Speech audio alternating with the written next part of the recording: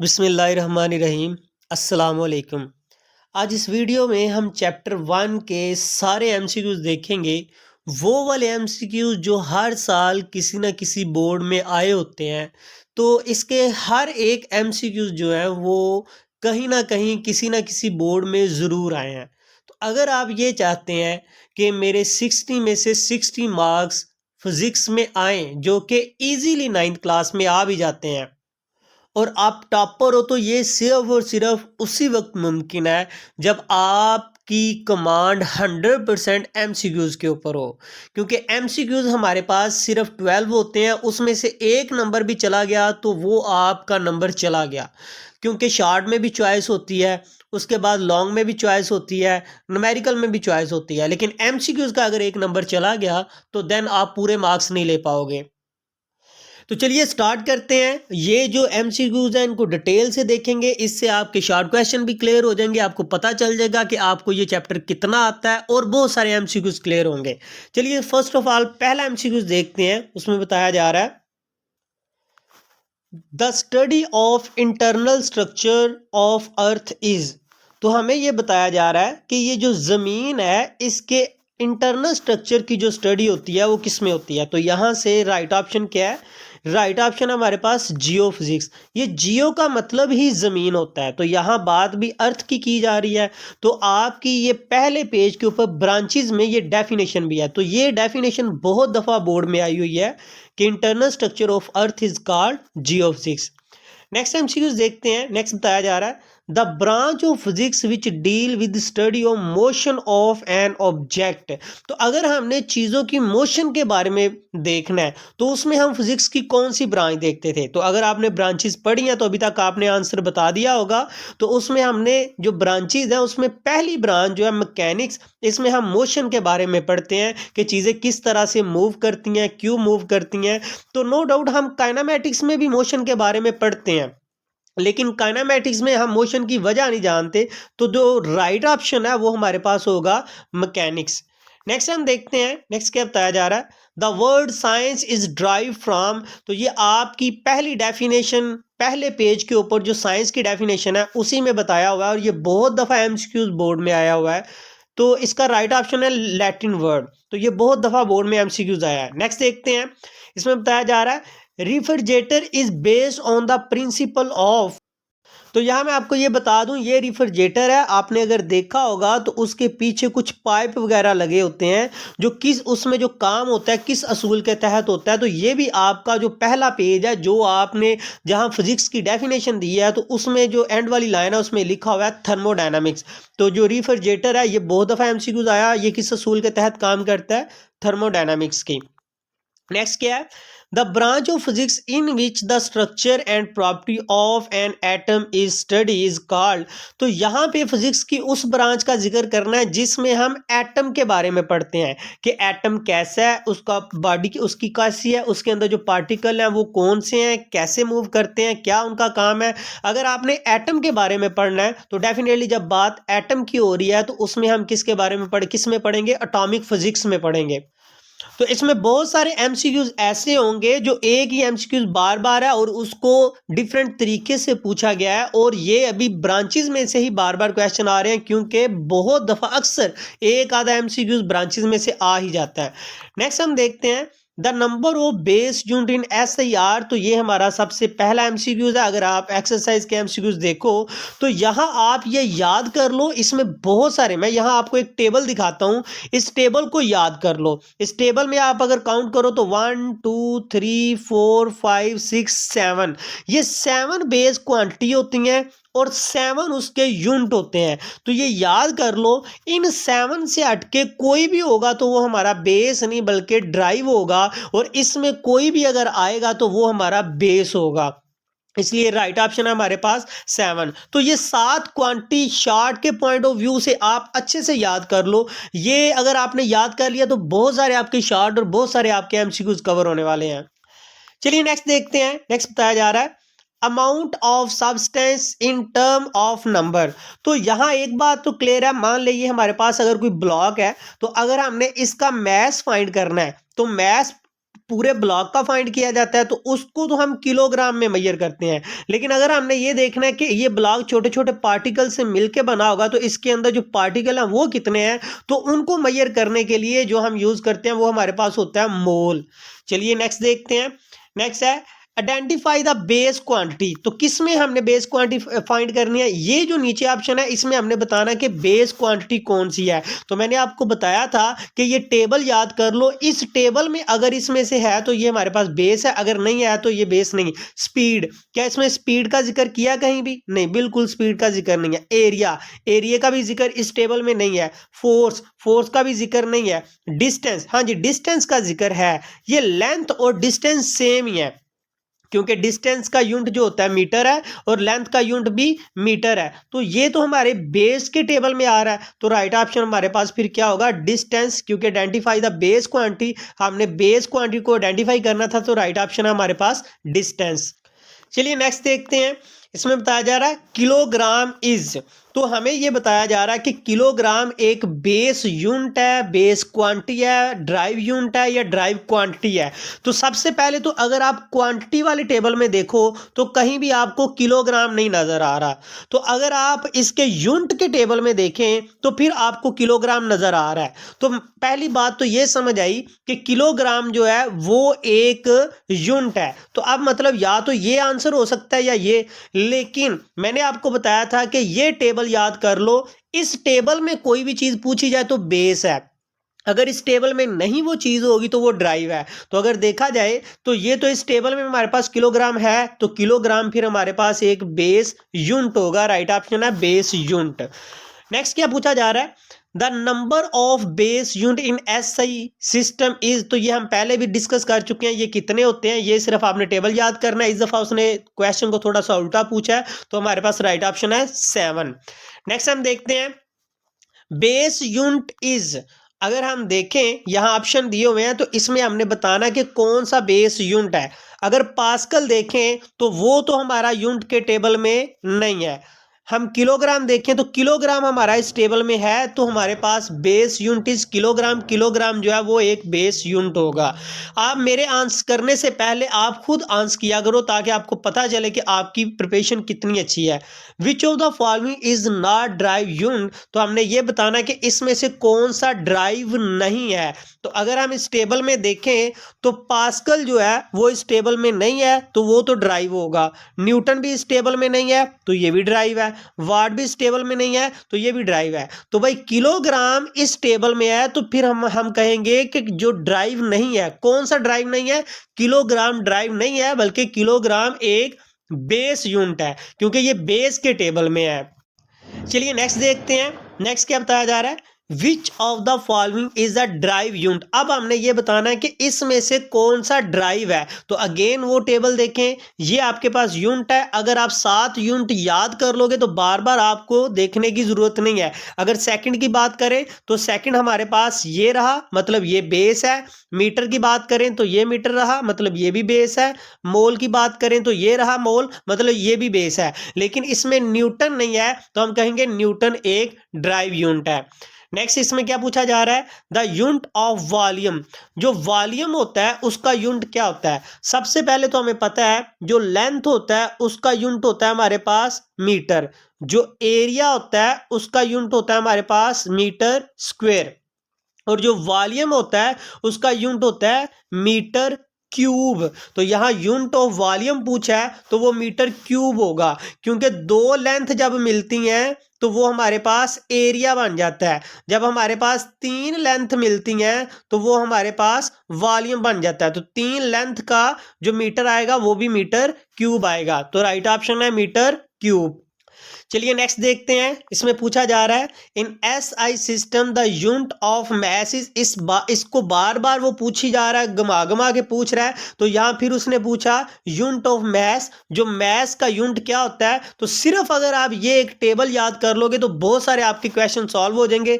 ये रहा मैस, और मैस का यूनिट हमारे पास होता है किलोग्राम, तो राइट ऑप्शन है kilogram. Length, mass, time, temperature, electric current, intensity, amount of substance, ये 7 अगर आप याद याद कर लोगे तो बहुत सारी चीज़ें आपको सॉल्व होने वाली हैं। 7 याद कर लोगे, अगर वो पूछे कि ये क्वांटिटी ड्राइव है बेस, अगर आपने वो की होगी याद, तो अगर उसी 7 में से हुई तो बेस है, नहीं हुई तो ड्राइव है। अगर उसी 7 में यूनिट पूछेगा तो बेस है, अगर उस 7 में नहीं आएगा तो ड्राइव है। तो आप इसको अच्छे से याद कर लो, ये आपके बहुत काम आने वाला है।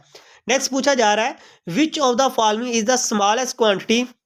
यहाँ कुछ ऑप्शन दिए हैं और हमसे ये पूछा जा रहा है कौन सी सबसे छोटी क्वांटिटी है। अच्छा, यहाँ एक मिस्टेक बच्चे ये करते हैं, बच्चे ये समझते हैं कि ये जो 5000 है ये बहुत बड़ी है, उसके बाद ये सबसे छोटी उनको ये लग रही होती है क्योंकि ये पॉइंट में है। हालांकि राइट ऑप्शन हमारे पास 5000 होता है, क्योंकि 5000 तो हम लिखेंगे ही, लेकिन इसके साथ जो नैनो एन लिखा हुआ है इसकी वैल्यू होती है 10 की पावर -9। तो लगे हाथ यहाँ आपको नैनो की वैल्यू भी पता चल गई। नैनो की वैल्यू भी अगर पूछी जाए बोर्ड में तो कितनी है, 10 की पावर -9। तो -9 पावर होने की वजह से ये वैल्यू बहुत बहुत बहुत छोटी हो जाती है। तो राइट ऑप्शन 5000 नैनोग्राम। नेक्स्ट देखते हैं, an interval of 200 microsecond is equivalent. तो ये भी आपके बुक के पीछे दिया हुआ है, मैं इसको सॉल्व करके बता देता हूं। ये जो 200 है, 200 को तो आप ऐसे ही लिखोगे, ये माइक्रो ऐसे ही है, सेकंड भी ऐसे ही है। अगर आप देखो तो 200 को मैं लिख सकता हूं 10 की पावर 2, मतलब ये जो 20 है इसको 10 की पावर 2 लिख दिया। और ये जो आपके पास माइक्रो है, माइक्रो की वैल्यू होती है 10 की पावर -6। तो ये भी आपको एमसीक्यूज मिल गया कि माइक्रो की वैल्यू कितनी होती है, इसकी वैल्यू होती है -6। तो 6 में से 2 निकालोगे तो हमारे पास कितना आ गया, 10 की पावर -4 सेकंड। तो यहां देखिए कौन सा आंसर है, राइट ऑप्शन 2 मल्टीप्लाई 10 की पावर -4। नेक्स्ट देखते हैं, नेक्स्ट क्या बताया जा रहा है, 1 गीगाग्राम इज इक्वल टू। तो यहां आप बताएं कौन सा राइट ऑप्शन होगा, मैं तो समझा ही दूंगा। इसके लिए सिर्फ आप प्रीफिक्सेस का एक टेबल याद कर लो, और ये प्रीफिक्सेस की वीडियो में मैंने बहुत डिटेल से प्रीफिक्सेस के बारे में बताया है। तो जस्ट आपको एक टेबल याद करना है जिसमें आप 3-3 का पैटर्न बना लेना, exa peta tera, giga mega kilo, milli micro nano, pico femto atto. 3-3 का टेबल आपने बनाना है। मैं आपको एक चीज बता दूं, किलो से आपने वैल्यू शुरू करनी है।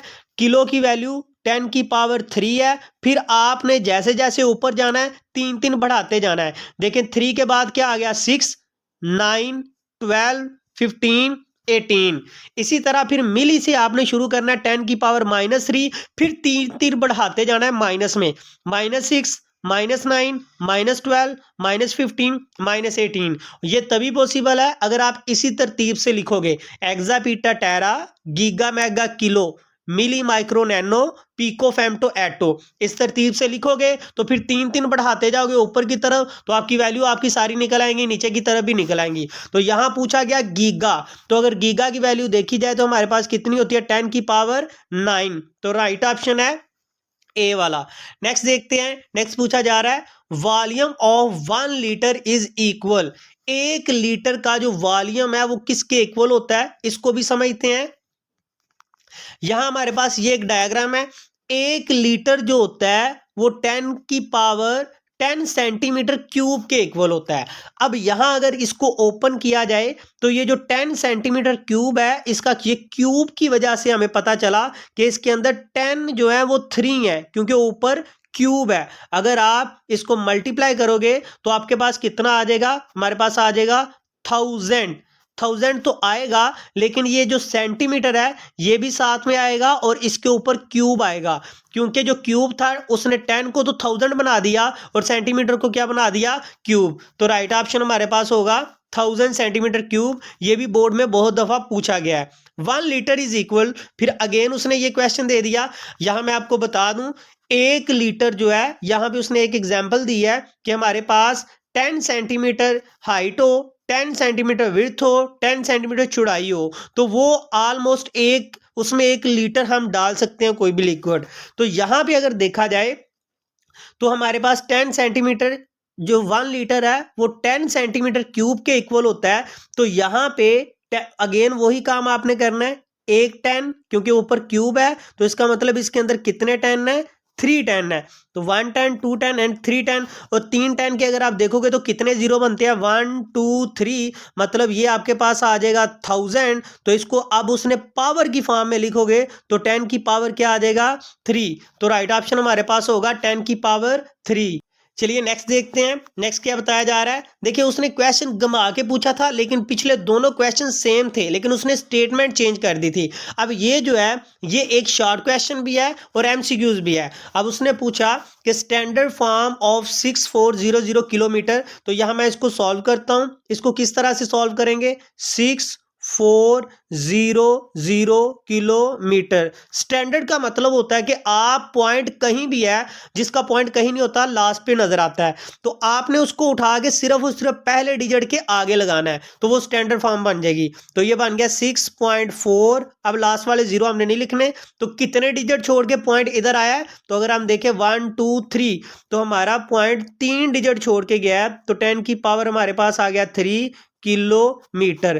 क्या ऐसा कुछ आंसर हमारे इसमें नजर आ रहा है जिसमें हमारे पास हो 6.4 10 की पावर 3 किलोमीटर?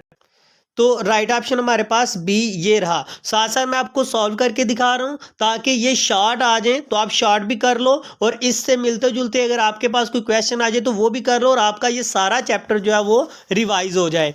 नेक्स्ट हम देखते हैं 1 मेगामीटर इज इक्वल। मैं आपको बता दूं, जिस तरह ब्रांचेस में से कोई ना कोई एमसीक्यूज आता है तो आपको ब्रांचेस याद करना जरूरी होती हैं, इसी तरह प्रीफिक्सेस में कोई ना कोई आ जाता है। प्रीफिक्सेस कैसे याद करने हैं मैं आपको बता दिया, 3 करके, एक्सापीटा, टेरा, giga, mega, kilo, milli, micro, nano, pico, femto, एटो। बीच में कुछ प्रीफिक्सेस मिसिंग है, अगर आप उनको स्किप भी कर दोगे तो इट्स ओके, वो इतने यूज नहीं होते। सिर्फ ये जो है ये आप अगर यूज कर लोगे जो 12 है, तो ये यूज करने से आपके ऑलमोस्ट सारे ही सॉल्व हो जाएंगे।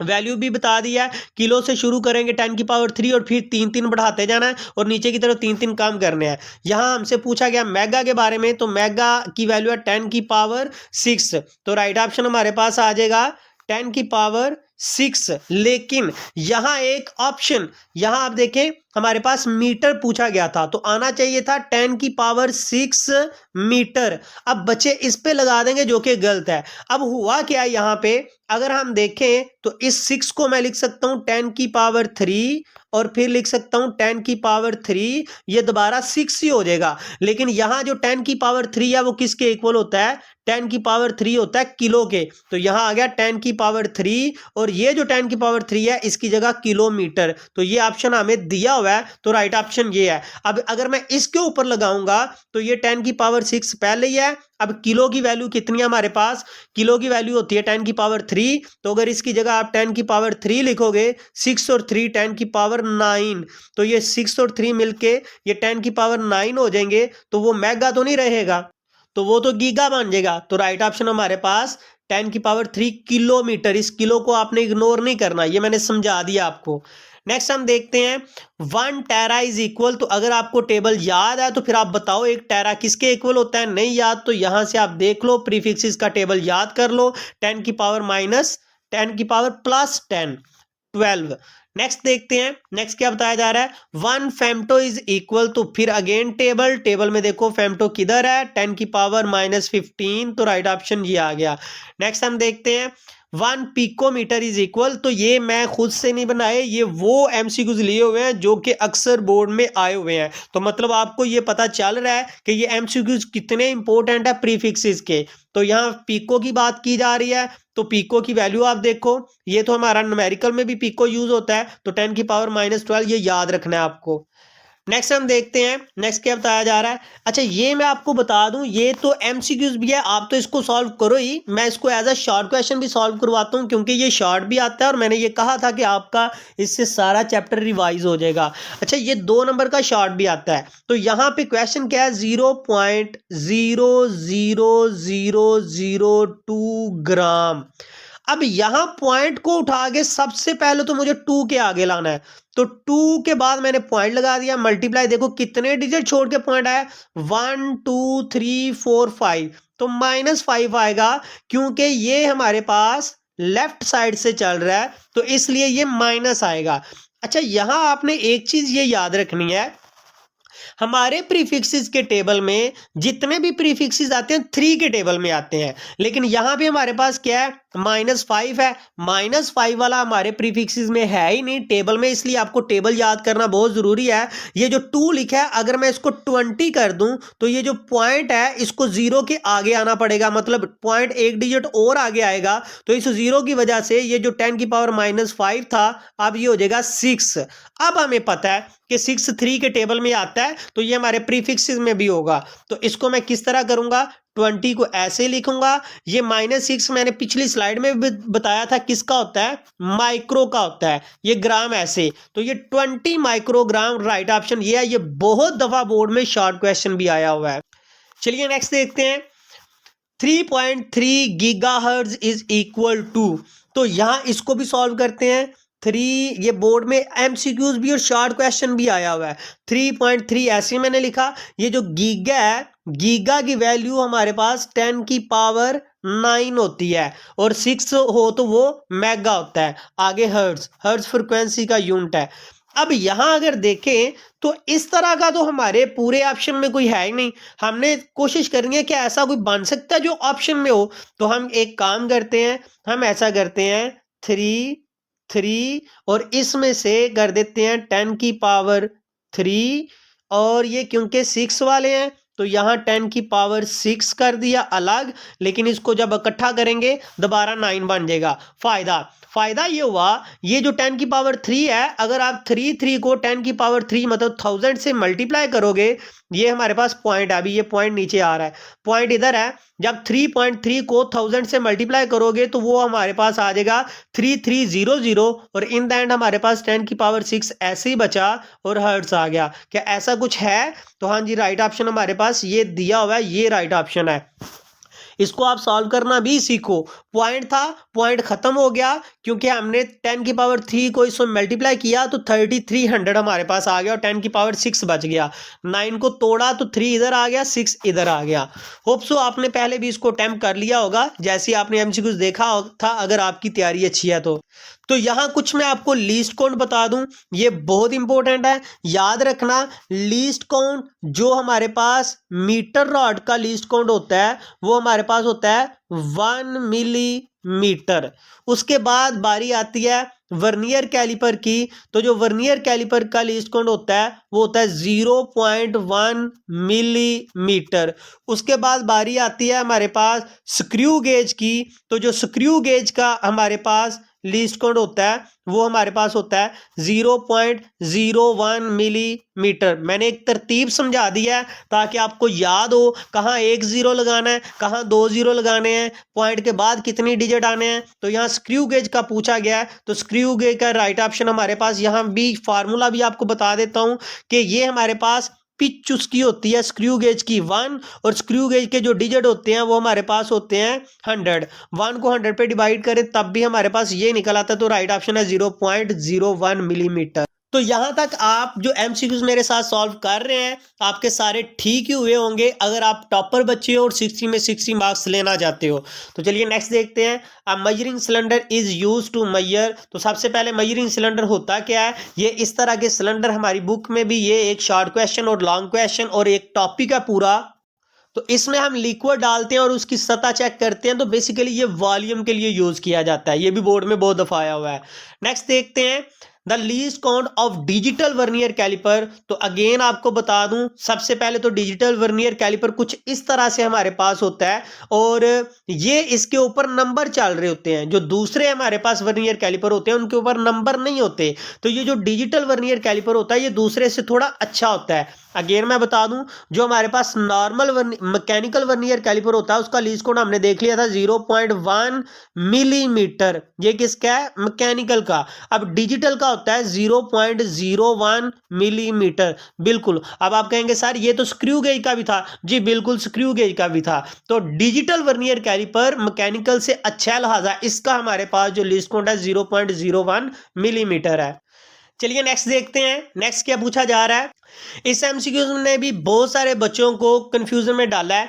Instrument which is most suitable to measure the internal diameter test tube. तो यहाँ पे देखें, यहाँ पे हमने ये देखना इंटरनल डायामीटर। बेसिकली ये जब आ जाता है ना वर्ड सूटेबल, तो हम ये समझते हैं कि हमसे हमारे पास जो सबसे अच्छा इंस्ट्रूमेंट है वो तो स्क्रू गेज है, लेकिन इसको भूल जाते हैं कि वो बात कर रहा है इंटरनल डायामीटर की। तो जब हम वर्नियर कैलिपर को उल्टा करेंगे, जो उसके बाहर वाले जा होते हैं वो इंटरनल डायमीटर के लिए यूज होते हैं। तो इसका मतलब है स्क्रू गेज के तो बाहर वाले जा है ही नहीं, वो तो वहां पे नाकाम हो गया। तो इंटरनल अंदर की तरफ से डायमीटर के लिए हम यूज करेंगे फिर वर्नियर कैलिपर। राइट ऑप्शन है वर्नियर कैलिपर।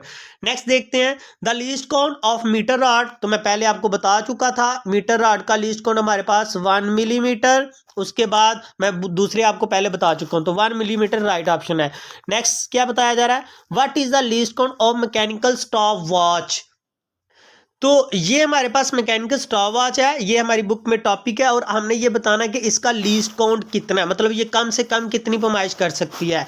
तो याद रखना जो मैकेनिकल स्टॉप वॉच है वो 1 सेकंड के 10वें हिस्से की पैमाइश कर सकती है, और जो डिजिटल स्टॉप वॉच है वो 1 सेकंड के 100वें हिस्से की भी पैमाइश कर सकती है। तो मैकेनिकल स्टॉप वॉच का आंसर आया 0.1 सेकंड और डिजिटल स्टॉप वॉच का आया 0.01 सेकंड। तो कौन सी अच्छी है, डिजिटल। लेकिन यहाँ हमारे हमसे किसके बारे में पूछा गया, मैकेनिकल का, तो 0.1 सेकंड राइट ऑप्शन आ गया।